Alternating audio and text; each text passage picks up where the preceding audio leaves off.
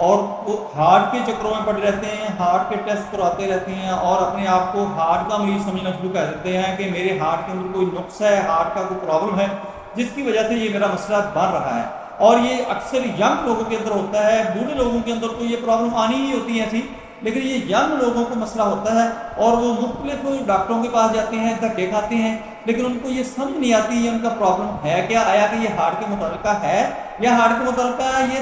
ہے ہی نہیں مسئلہ، تو پھر ہارٹ کا آپ کو ایشو اٹھانا ہی نہیں چاہیے۔ یہ ساری ڈیٹیل میں آپ کو بتاؤں گا۔ آپ نے سب سے پہلے یہ کرنا ہے کہ میری ویڈیو کو آگے آپ نے لوگوں کے اندر شیئر کر دینا ہے، اس کو لائک کرنا ہے تاکہ جن لوگوں تک میری ویڈیو نہیں پہنچ رہی ان تک میری ویڈیو پہنچنا شروع ہو جائے، آپ کو بھی فائدہ ہو، مجھے بھی فائدہ ہو۔ آپ نے اس ویڈیو کو اچھی طرح دیکھنا ہے، سننا ہے، سمجھنا ہے، آپ کو یہ سمجھ آ جائے گی کہ یہ جو ہارٹ بیٹ آپ کی ہے، یعنی دل کا